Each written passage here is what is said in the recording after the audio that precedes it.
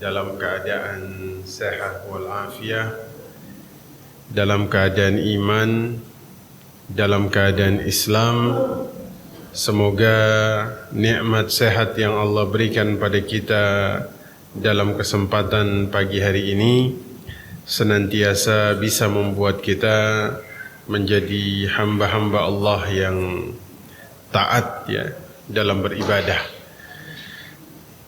Kadang nikmat sehat nih, kata pepatah Arab ya, sehat ini bagaikan mahkota di atas kepala manusia yang hanya bisa dilihat oleh orang sakit. Betul?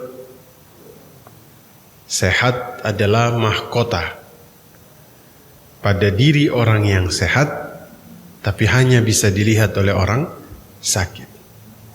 Ya, mudah-mudahan kita bisa mensyukuri nikmat ini. Amin. Nah, kita akan bahas tentang syirkah ya, kerjasama di dalam syariat dalam bab muamalah. Syirkah ini karena berhubungan dengan harta, maka kita lihat dulu ya. Islam itu menghargai segala sesuatu yang bermanfaat bagi manusia. Semua yang bermanfaat bagi manusia itu dihargai di dalam syariat ya.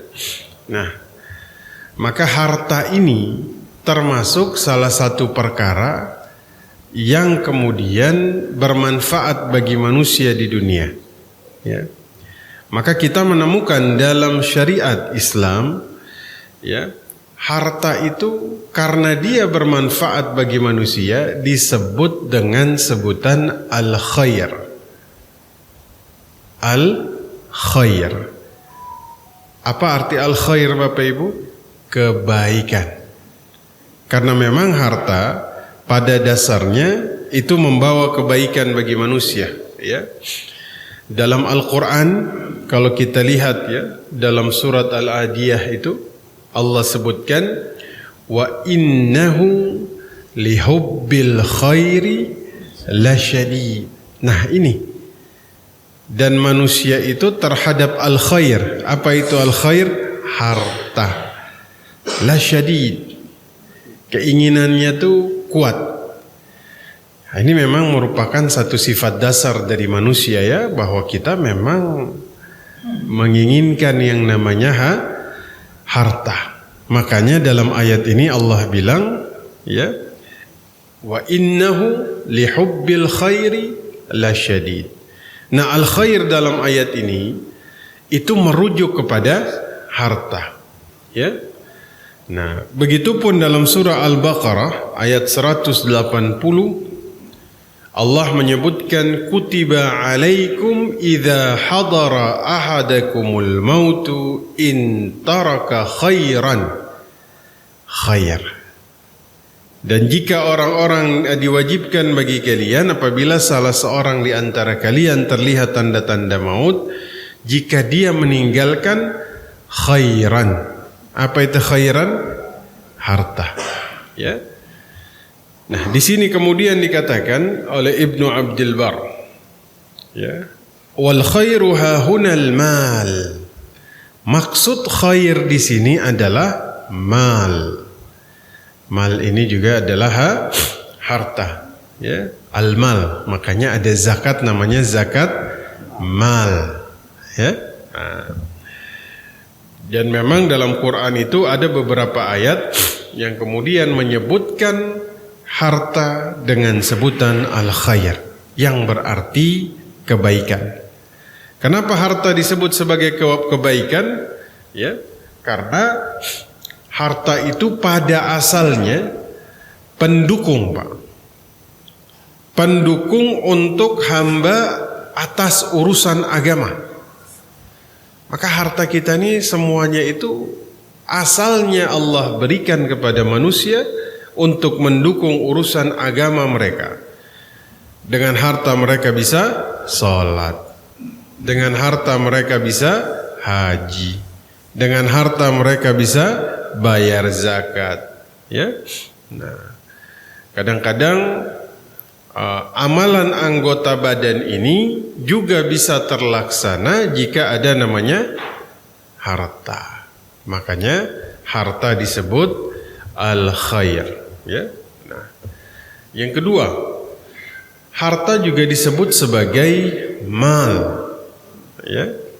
Makanya dalam Quran itu Allah sebut harta, tapi mal ini disandingkan dengan kalimah Allah, ya. Contoh dalam surat Nur ayat 33, wa atuhum min malillahi alladhi atakum, dan berikan kepada mereka malillah, harta Allah. Jadi sebagai penekanan bahwa harta ini milik siapa? Allah, ya. Bukan milik manusia, ya. Nah, maka Bapak Ibu sekalian, untuk menegaskan bahwa harta di tangan kita itu pada hakikatnya adalah amanah dari Allah Subhanahu wa Ta'ala, ya. Makanya potensi harta itu kalau enggak dia jadi khair, dia jadi syar, dia jadi keburukan, ya. Nah, tapi mudah-mudahan harta kita ini jadi al khair. Makanya orang kalau tidak memanfaatkan hartanya dengan baik, dia bisa melakukan yang namanya israf dan tabdzir, mubadzir, ya, sama israf. Cuman kita sudah terbiasa menggunakan kalimat mubadzir, ya. Kalau kita melihat padanan kata, yang paling tepat itu israf, ya. Karena kalau dalam Al-Isra ayat yang ke-26 sampai 27 berkaitan dengan tabdzir, ya, wala tubadzir tabdziran, kata Allah, jangan kalian melakukan tindakan tabdzir, innal mubadzirina kanu ikhwana syayatin, jangan kalian melakukan tabdzir, karena mubadzir itu temannya syaitan, ya. Nah, kalau israf dalam Al-Quran itu ditemukan dalam surah Al-An'am ayat yang ke-141, wala tusrifu innahu la yuhibbul musrifin, jangan kalian melakukan israf, boros, ya.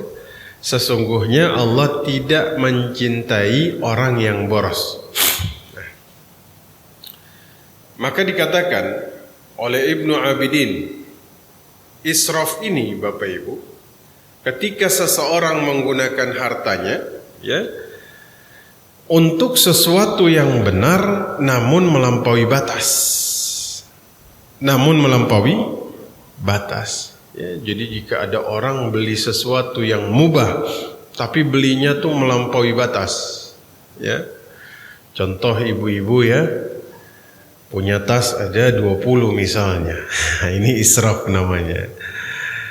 Punya tas itu kan sesuatu yang halal, boleh, tapi melampaui batas. Nah, mubadzir, kata Ibnu Abidin, melampaui batas tapi bukan untuk hal yang mubah, tapi untuk hal yang haram. Jadi jelas bedanya, ya.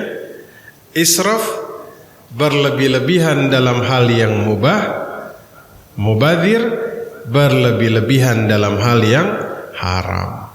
Misalnya dia koleksi khamar, ya. Nah, ini bahaya. Nah, karena urusan harta ini selalu akan kemudian membuat pemiliknya dihisab oleh Allah Subhanahu wa Ta'ala, ya, maka kemudian penggunaan harta di tangan Bapak Ibu itu harus maksimal. Sebisa mungkin harta yang ada di tangan kita bisa membuat kita itu menjadi orang yang bertakwa. Ya, makanya Rasulullah mengatakan, la ba'sa bil ghina liman ittaqillah. Ya, tidak masalah kekayaan ada di tangan kalian, yang penting kalian bertakwa. Ya. Nah, bahkan ya dari Abu Sa'id Al-Khudri dikatakan ya bahwasanya orang bertakwa ini dia boleh memegang harta yang kemudian Allah berikan. Nah, mari kita lihat Bapak Ibu, berkaitan dengan syirkah ya, dengan harta. Harta tuh nggak boleh nganggur, tidak boleh nganggur, ya. Nah, Rasul sallallahu alaihi wasallam beliau mengatakan laukana li ibni Adam wadiyan min malin ya labtagha thalithan wa la yamla'u khawfan ibni Adam illa turab ya. Andai anak Adam itu punya 2 lembah yang penuh dengan harta, niscaya dia cari yang ketiga yang bisa menghentikan dia hanya turab atau tanah ya. Oleh sebab itu maka kemudian ya, kita dianjurkan, diperintahkan di dalam syariat agar kemudian harta di tangan kita ini jangan nganggur tapi dimanfaatkan. Ya, dengan cara apa? Syirkah, kerja sama. Ya, artinya begini Bapak Ibu sekalian. Ya, setiap manusia ini akan dimudahkan dengan tujuan dia diciptakan. Ya. A'malu fa kullu muyassarun lima khuliqa lahu. Beramallah karena setiap jiwa akan dimudahkan untuk tujuan penciptaannya. Ya. Ada orang punya ilmu, maka ilmunya dia bagikan kepada yang lain. Ada orang punya pemikiran, maka pemikirannya ini dia bagikan kepada orang lain. Dia bantu saudaranya. Ya. Ada orang punya tenaga, maka tenaganya ini dia bantu untuk kemudian membantu saudaranya yang lain. Nah, oleh sebab itu, ada orang misalnya dia punya tanah, maka kata Rasul sallallahu alaihi wasallam, barang siapa yang memiliki lahan, ya, atau misalnya dia punya tanah, ya, carilah orang lain yang bisa memanfaatkan atau menanami lahan tersebut. Ini anjuran untuk kemudian bekerja sama. Ini kan berarti potensi apapun dalam diri kita, anjurannya itu manfaatkan untuk dapat pahala. Ya, punya tanah, kata Nabi, cari orang yang bisa nanemin. Berapa banyak lahan yang kemudian tidak bermanfaat di sekitar kita. Ada orang punya tanah gede, dibiarkan kosong begitu saja bertahun-tahun. Padahal kata Nabi, cari orang yang bisa menanaminya, cari orang yang bisa memanfaatkannya. Ya, nah, kayaknya yang di belakang, alhamdulillah mati. Jazakallah, sudah dimatikan ya.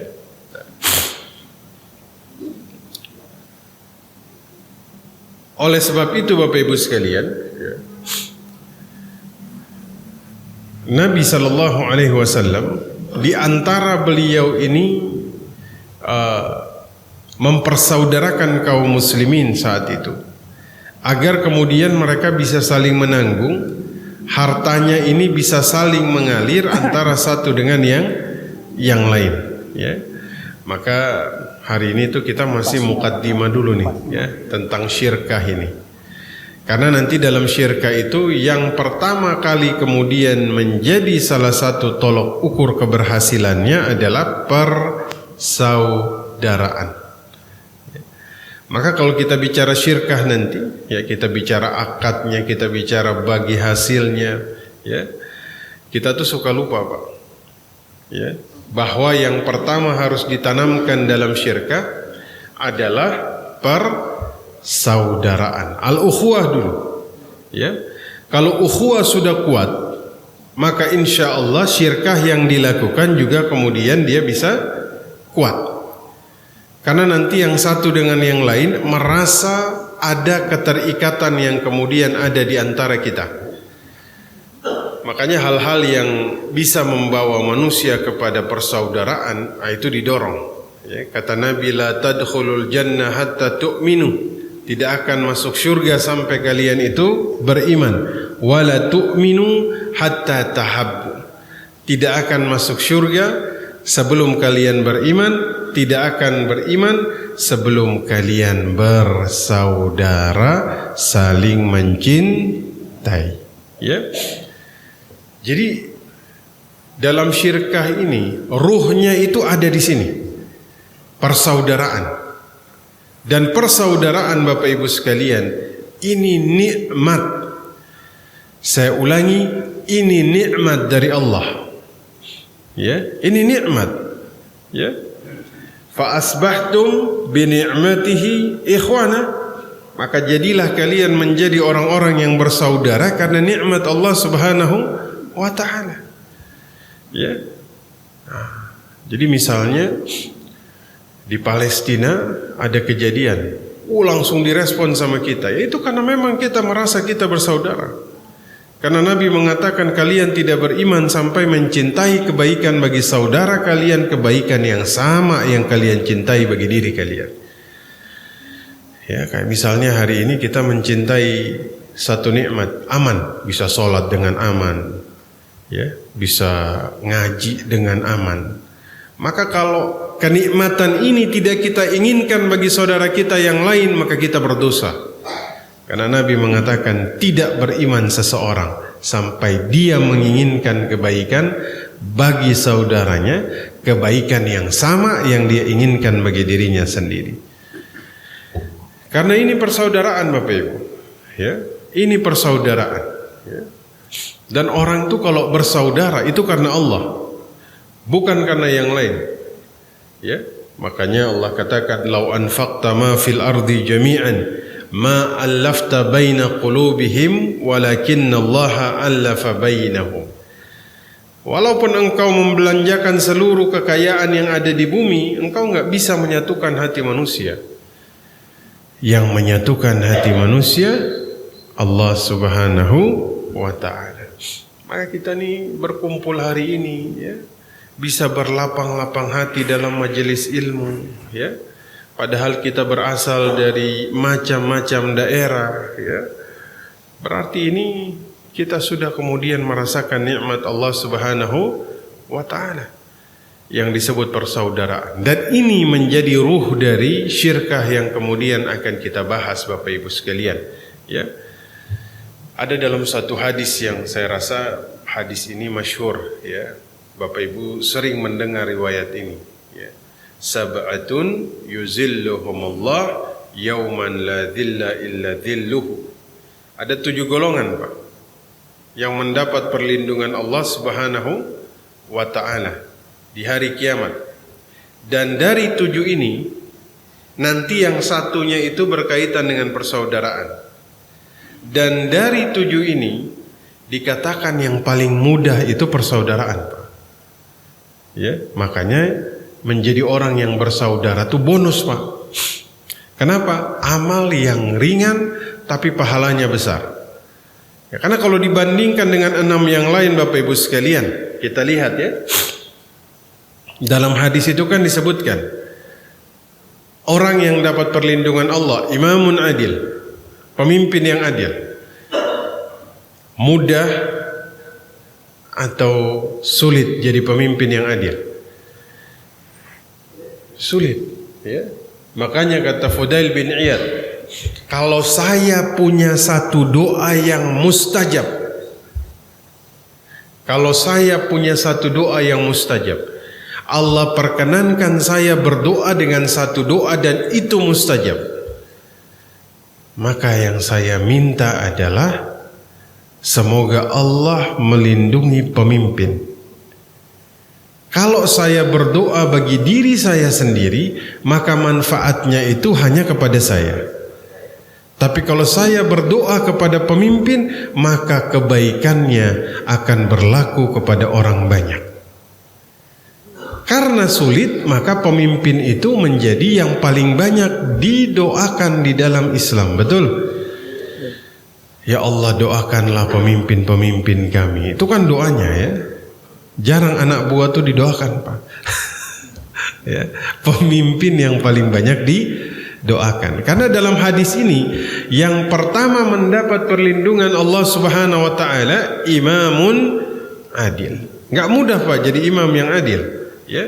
Makanya kita harus mendoakan, ya, agar pemimpin-pemimpin kita bisa menjadi orang yang adil. Yang kedua, syab nasya'a fi ibadatillah. Orang yang mendapat perlindungan Allah, ini kan yang pertama sulit, maksudnya tidak mudah dilakukan. Yang kedua, pemuda yang taat kepada Allah. Sulit atau mudah menjadi anak muda yang taat? Sulit, Pak. Kalau dia mudah, Pak, ini hari ini yang hadir lebih banyak anak muda, betul? Kenyataannya yang hadir ba'da maghrib semua ini.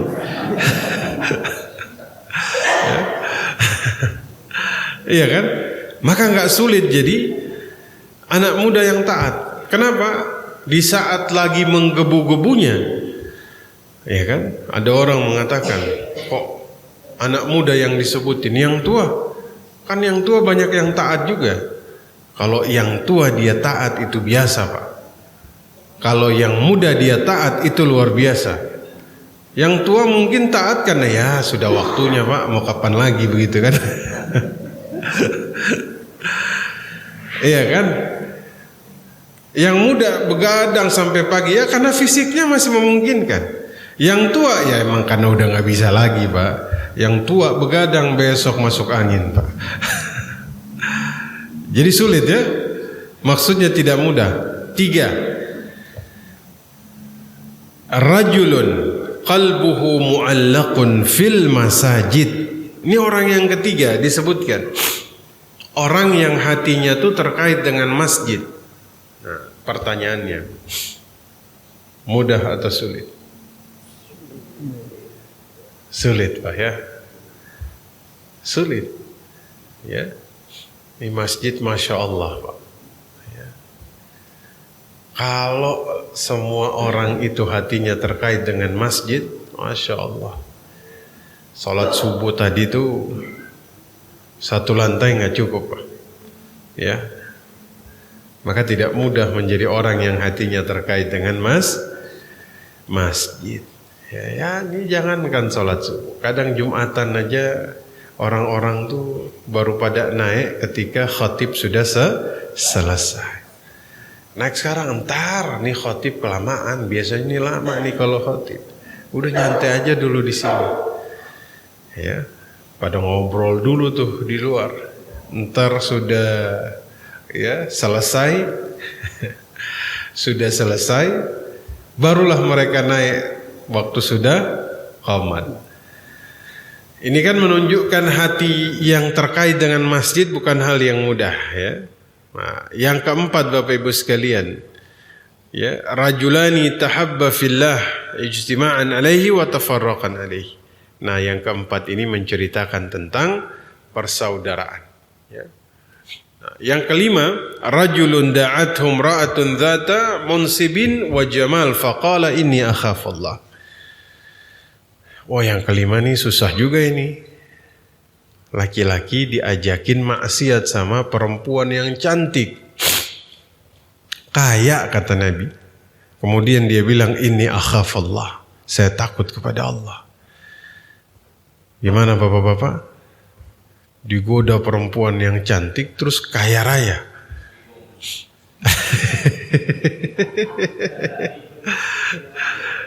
Ya.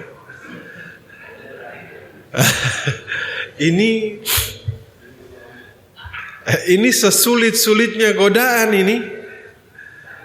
Ya. Nabi bilang digoda perempuan cantik, kaya. Ya. Ada yang bilang gak usah kaya, Ustaz, cantik aja digoda selesai. Ada yang bilang gak usah kaya, cantik, kaya tergoda. Ya kan? Apalagi cantik dan kaya. Terus jawabannya, inni akhafallah, saya takut kepada Allah. Mungkin ada yang takut juga digoda sama perempuan cantik dan kaya. Cuman jawabannya bukan seperti yang ini. Kalau ini kan inni akhafallah, saya takut kepada Allah. Ya, biasanya tuh saya takut sama istri saya. Dia terhindar bukan takut kepada Allah, tapi takut sama bininya.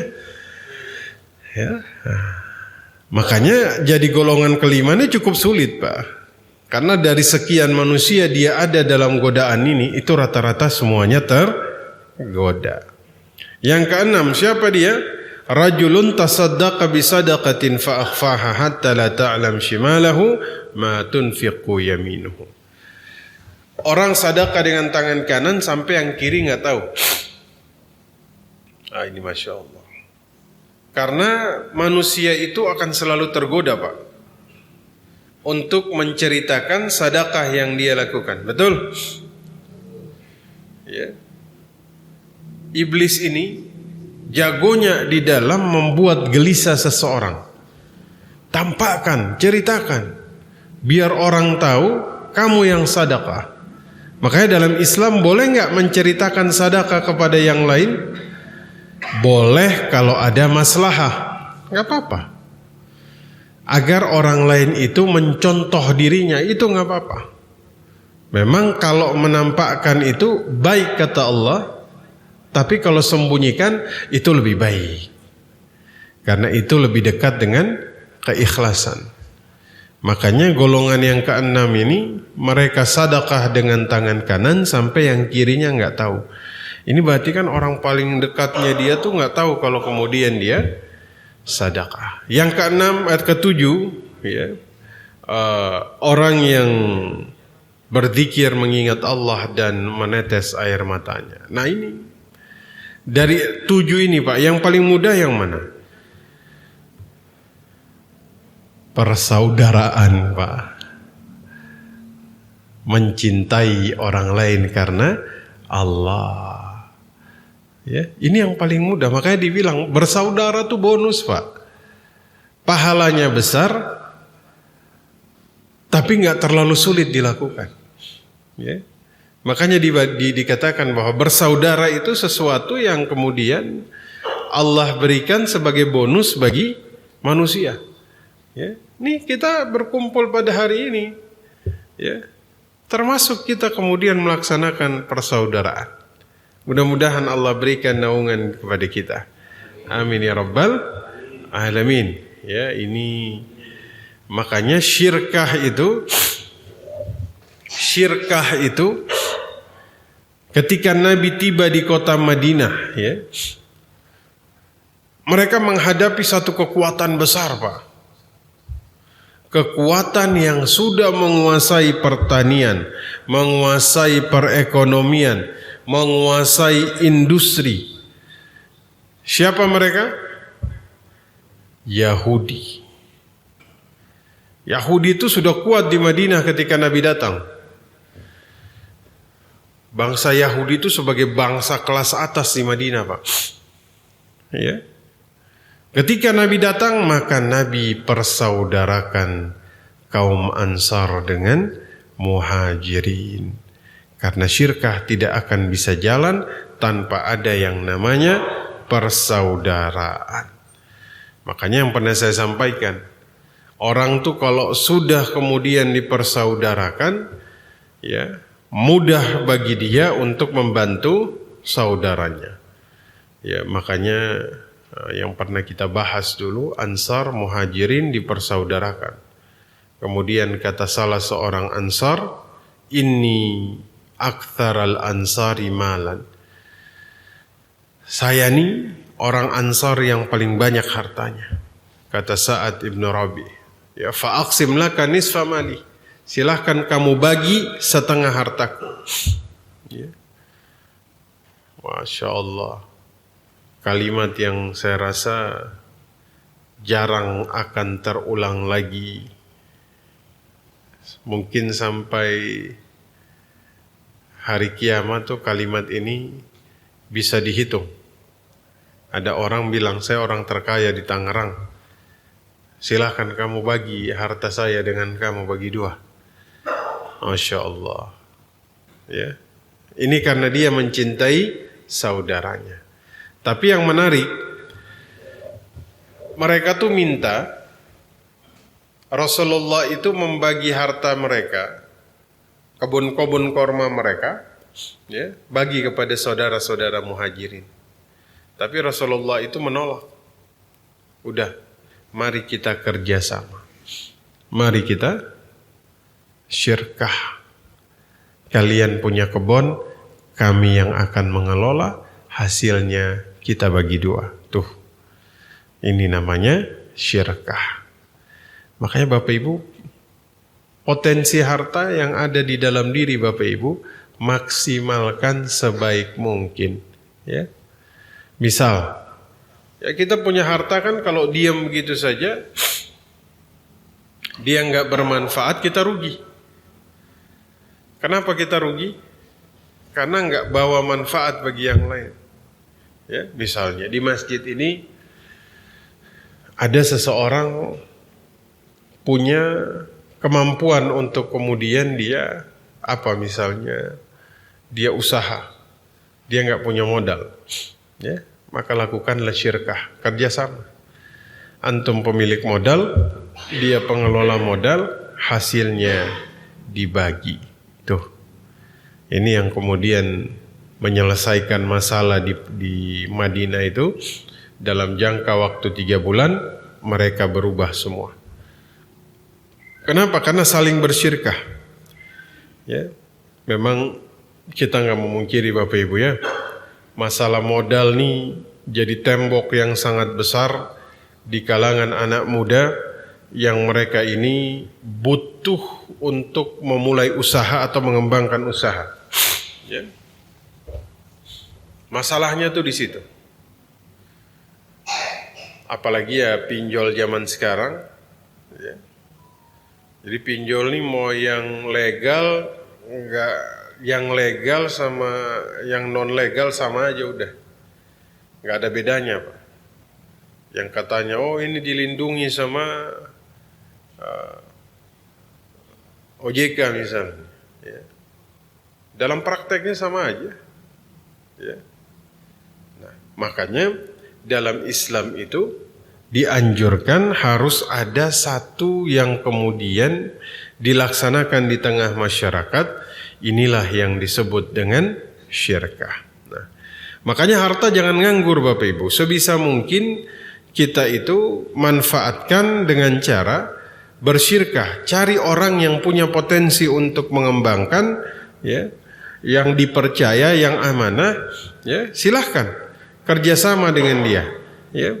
Nah, kenapa kemudian kita ini di dalam syirkah itu harus mengedepankan yang namanya persaudaraan? Karena Bapak Ibu sekalian, sengketa itu selalu muncul dalam syirkah kalau tidak diperhatikan dengan baik. Betul? Syirkah ini kerjasama. Hukumnya mubah. Mubah itu sifatnya pilihan dalam syariat.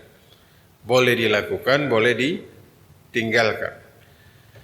Bahkan nanti dia bisa menjadi sesuatu yang mendatangkan pahala. Ya, tapi sayangnya tadinya 2 orang bersahabat, karena syirkah akhirnya mereka di tengah jalan putus hubungan sehingga yang terjadi muncul dosa. Ya.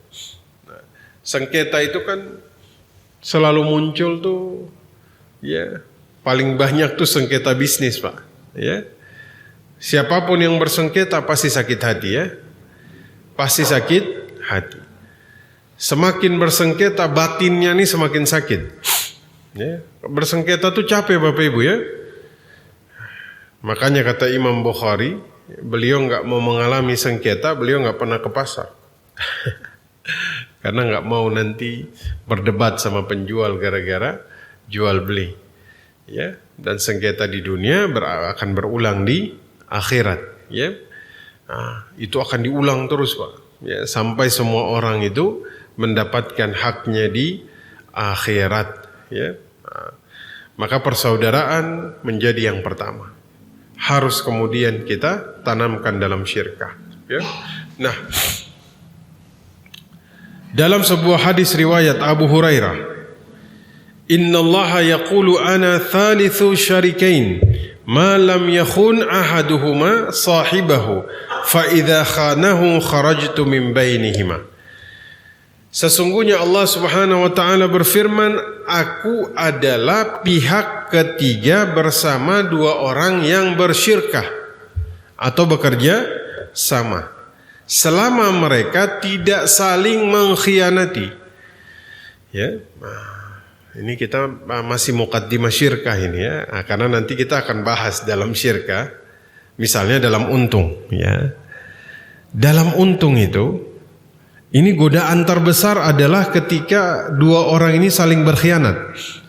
Padahal dalam hadis ini disebutkan bahwa Allah jadi yang ketiga dalam syirkah. Berarti misalnya Bapak Ibu bersyirkah dua orang ini, Allah jadi yang ketiga di situ. Berkah, rahmat turun. Tapi kalau salah seorang dia khianat, maka Allah akan melepaskan dirinya dari syirkah tersebut. Makanya kan godaan terbesar itu apa, Pak? Syirkah. Bagi hasil. Godaan terbesar nih, ya. Sama-sama dia saling percaya, ya. Sama-sama amanah. Berapa bagi hasilnya? 40-60% dari keuntungan. Bulan pertama, Pak, untungnya 1 juta. Berarti pemilik modal dapat 600. Pengelola modal dapat 400. Bulan kedua untung 2 juta. Berarti pemilik modal dapat 1.200.000. Pengelola modal dapat 800. Qadarullah bulan ketiga itu namanya usaha lagi bagus-bagusnya, untungnya jadi 10 juta. Nah, di sini godaan muncul. Kata pengelola modal, enak amat dia. Cuman ngasih modal, ongkang-ongkang kaki, dapat 6 juta. Ya, saya nih yang ngelola di lapangan. Akhirnya muncul godaan. Ditanya sama pemilik modal, berapa untungnya? Cuman 2 juta nih, bos. Nah, ini khianat ini. Langsung Allah melepaskan diri dari syirkah tersebut. Ya, nanti kita bahas.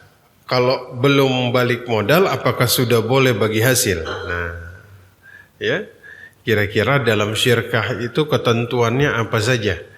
Ya, nanti kita bahas 2 minggu lagi dalam akad mudharabah.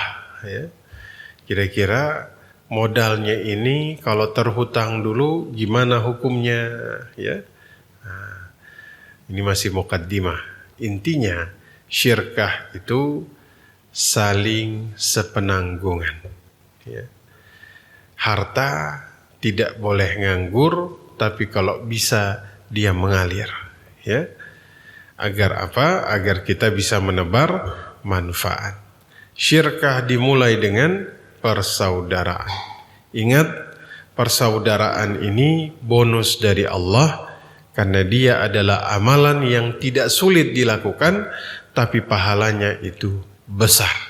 Ya. Nah, pahalanya itu setara dengan pemimpin yang adil. Ya. Makanya Bapak Ibu, ini sudah mau apa? Pilpres ini, ya.